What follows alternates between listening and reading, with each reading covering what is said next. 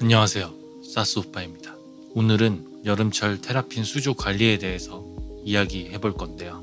여름이 돼서 단순히 덥다라는 이유만으로 수질이 나빠지는 것이 아니라 수조 내의 물속에서 우리가 모르게 생기는 생물학적 반응, 화학적인 변화, 물리적 현상 등이 동시에 일어나기 때문에 복잡한 문제가 생깁니다. 이번 영상에서는 각 문제의 원인에 대해서 알아보고 실제 사육자 입장에서는 어떻게 관리하면 되는지도 함께 알려드릴게요.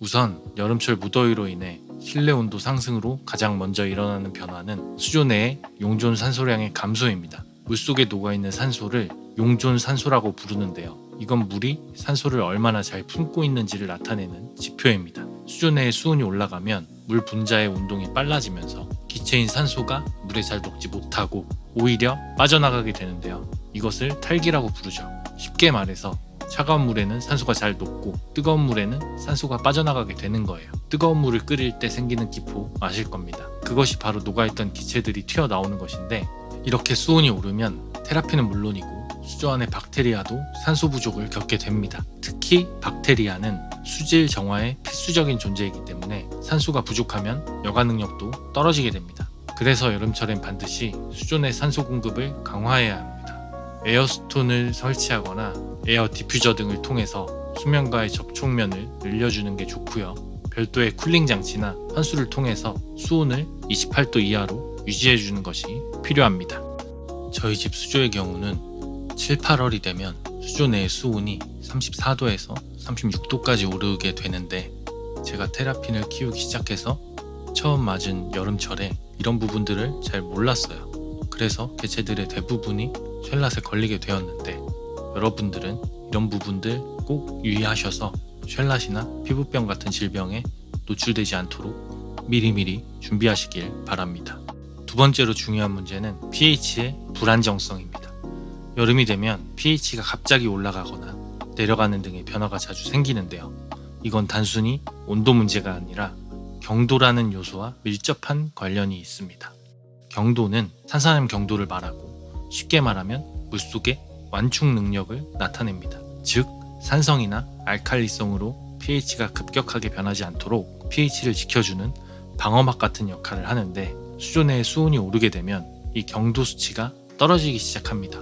왜냐하면 탄산염이 수온 상승으로 인해서 이산화탄소와 결합해 기체 형태로 수면 밖으로 날아가 버리기 때문인데요. 이렇게 되면 결국 물속의 완충력이 약해지면서 수조 내 미세한 산성 또는 염기성 변화에도 pH가 쉽게 출렁이게 되는 겁니다.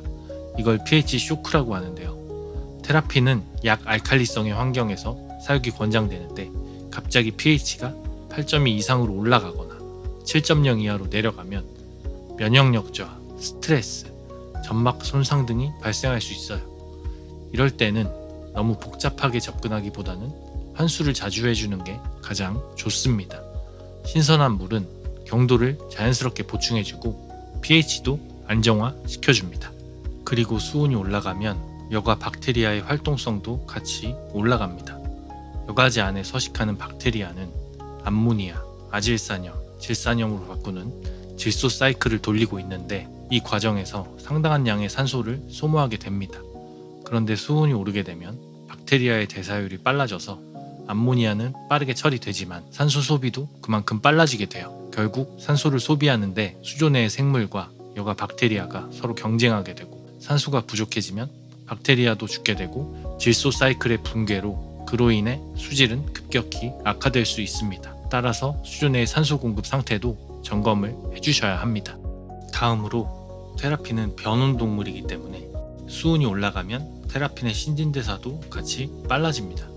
먹이를 더 자주 많이 먹게 되고 그만큼 배설량도 증가하게 되죠. 이 과정은 겉으로 보기에는 건강해 보이지만 배설물과 잔여 사료를 제거해주지 않으면 이것들이 수조 내에서 빠르게 부패하면서 수질을 오염시키는 주요 원인이 됩니다.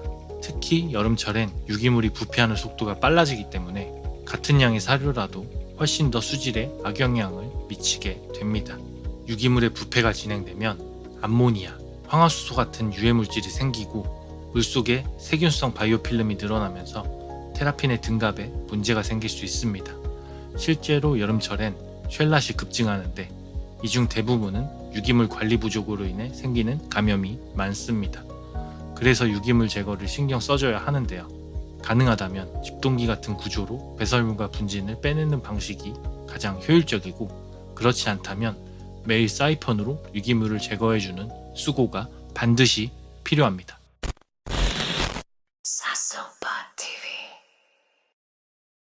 정리하자면 여름철 수조 관리는 단순히 물이 뜨거워졌다의 문제가 아닙니다. 수온이 오르면 물속의 산소가 줄어들고 pH가 요동치며 여과 박테리아는 과도하게 산소를 소비하고 침전물이 급속도로 부패하여 테라피는 스트레스와 질병의 감염 위험이 높아지게 됩니다. 하지만 하나하나 원인을 이해하고 준비한다면 이 무더운 여름도 테라핀들의 건강을 지키면서 충분히 안정적으로 보낼 수가 있습니다. 그래서 오늘의 결론,